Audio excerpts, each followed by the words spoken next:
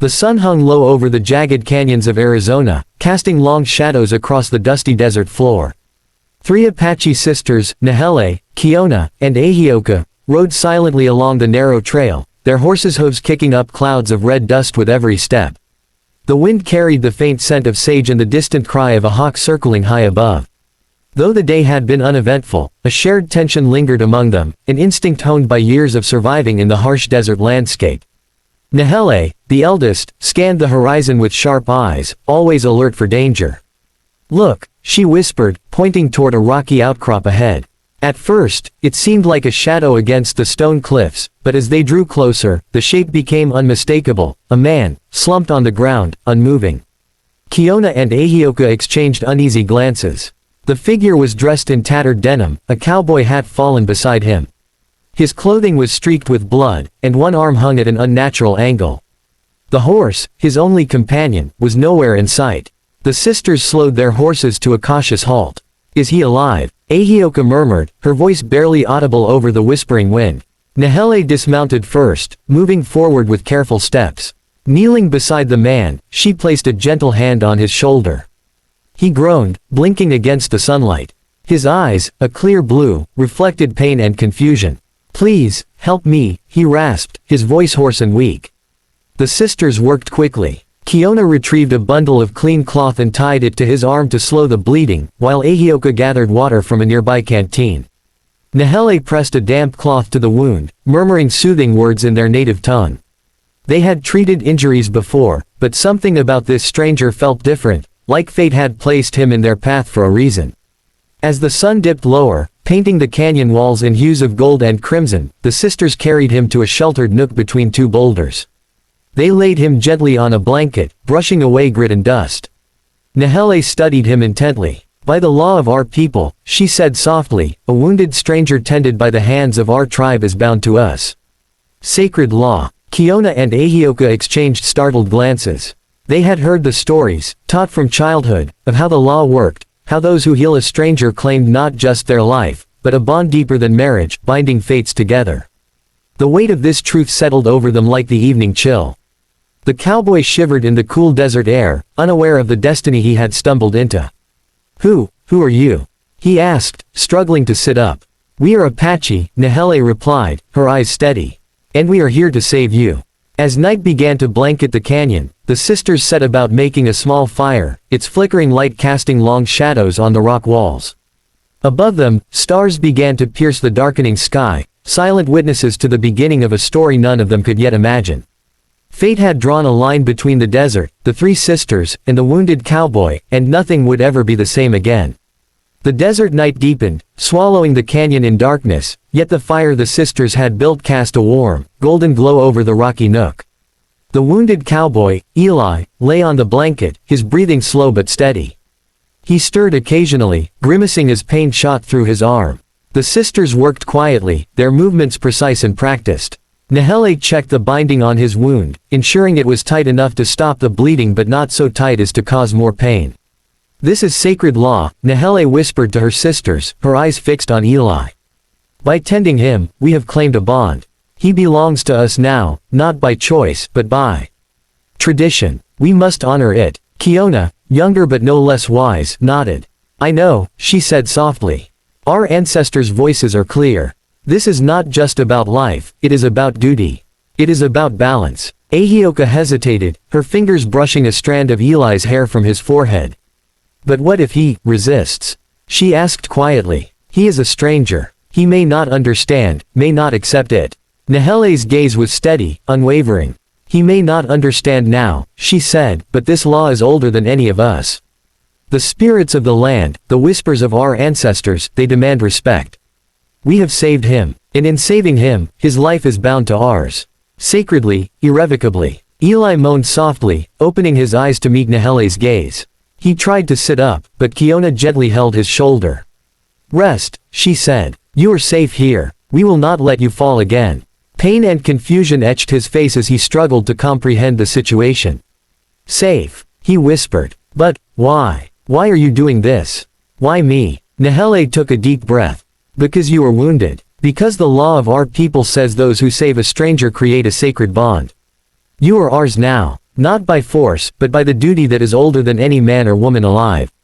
Eli's brow furrowed. He tried to speak, but the words faltered on his lips. The weight of the law, the intensity of their gaze, and the quiet strength of the sisters left him strangely powerless yet not afraid. There was no threat in their eyes, only unwavering resolve and a kind of compassion that made his confusion even sharper. The fire crackled, sending sparks swirling into the night sky. In the stillness of the desert, the magnitude of what had just happened began to sink in. The sisters exchanged quiet looks, each one realizing that Eli's fate, and theirs, was no longer just a matter of chance. They had healed him, and now, sacredly, he was bound to them. Hours passed, and Eli drifted back into sleep, his body finally surrendering to the exhaustion. The sisters remained by the fire, speaking in hushed tones about what the future might bring. Despite the law binding them together, they understood the gravity of what lay ahead. This was more than duty, it was destiny, entwining the lives of 4 people in a way that could never be undone. And as the desert stars shone silently above, the sisters felt it, an unshakable truth. Life, death, law, and love were now intertwined, and the choices they would make in the coming days would echo across the canyon, shaping destinies far beyond their understanding. Morning light crept over the canyon walls, painting the rocks in shades of golden rose. Eli awoke slowly, his body stiff but no longer racked with pain. The first thing he noticed was the calm presence of the 3 Apache sisters sitting around the fire, tending to breakfast in the small campsite they had created. For a moment, he simply watched them, trying to gather his thoughts. The events of the previous day, and night, played through his mind like fragments of a fevered dream. "Good morning," Nahele said softly, breaking the silence. Her eyes held both warmth and a quiet authority. "You slept well. The wound has stopped bleeding, and you are stronger." Eli attempted to sit up fully, wincing slightly. "Thank you, all of you," he said, his voice rough from disuse. I don't even know your names properly." Kiona smiled faintly. "Names are simple. We are sisters. That is enough for now." Ahioka's gaze lingered on him with quiet curiosity. "You must understand," she said carefully, "that by healing you, we have bound you to us. Sacred law is not a suggestion. It is a responsibility, and it must be respected." Eli's blue eyes widened, a mixture of disbelief and unease. "Bound? You mean, I'm married to all 3 of you?" His voice cracked with uncertainty. I never agreed to this." Nahele's expression softened but did not waver. "No one asked for your consent, not yet. But the law exists to protect life and honor. You were injured, and we healed you. The bond is real. You cannot escape it, nor would you want to. In time, you will understand the responsibilities and privileges it brings." Confusion, fear, and a strange sense of awe swirled inside Eli. He had been raised to respect law and order, but never a law like this, ancient, binding, and unfamiliar. Yet in their eyes, he saw no malice, only determination and care. Slowly, he realized that their sacred duty was also a gift, survival, shelter, and perhaps something deeper, connection. I don't know if I can do this," he admitted, his voice barely above a whisper. "I've always been alone.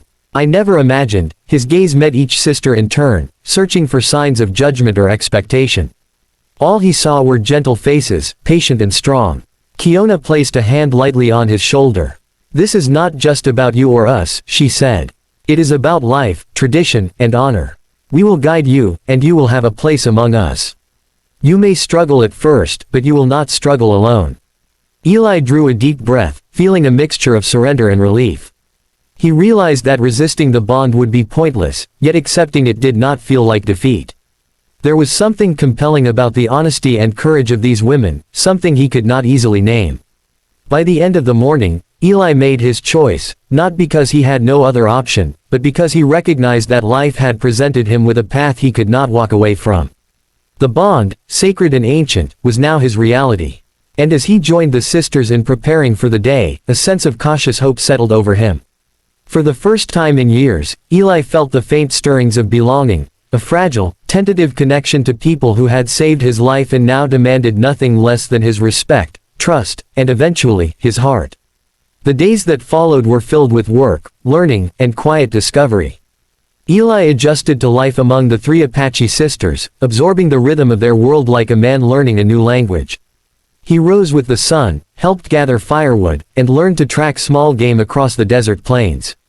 The sisters taught him not just survival, but respect for the land, the spirits, and each other. Slowly, the fear and confusion that had gripped him after the accident gave way to something more profound: understanding, connection, and even affection. Nahele remained the guiding presence, patient yet firm, ensuring Eli grasped the sacred responsibilities that bound him to them. Kiona's gentle humor and playful teasing made him smile for the first time in months, softening the edges of his hardened cowboy demeanor. Ahioka's quiet insight and thoughtful care drew him into reflection, helping him see the world through new eyes. Each sister shaped his days in different ways, and Eli began to feel that the law that had initially seemed a burden was slowly becoming a source of unexpected comfort. At night, they would sit around the fire, sharing stories under a canopy of stars.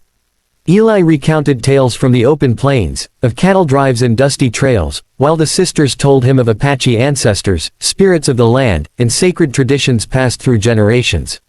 Slowly, he began to understand the depth of their culture, the sacredness of their law, and the honor inherent in the bond he shared with them. One evening, as the sun sank behind the canyon cliffs, Eli helped Nahele gather water while Kiona and Ahioka prepared a simple meal. He paused for a moment, looking out across the desert, realizing how far he had come. "I never thought I'd belong anywhere," he said quietly. "But now, I feel like this is where I'm meant to be." Nahele glanced at him with a small, knowing smile. "Belonging is more than land or shelter," she said. "It is trust, respect, and shared purpose.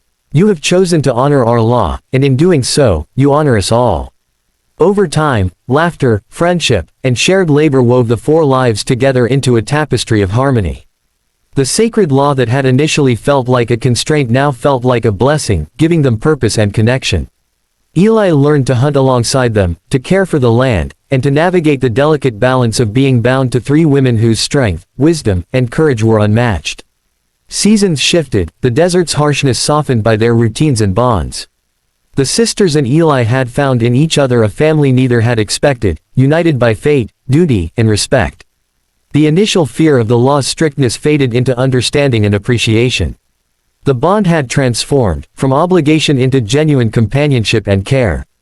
And so, life in the canyon settled into a rhythm of shared work, laughter, and quiet moments beneath the vast Arizona sky.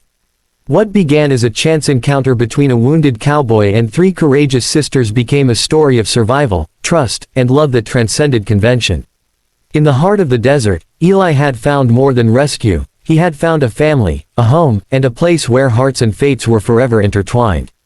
The desert wind whispered over the canyon, carrying the promise of tomorrow. And in that promise, four lives stood together, bound by law, honor, and an unbreakable connection that neither time nor circumstance could ever undo.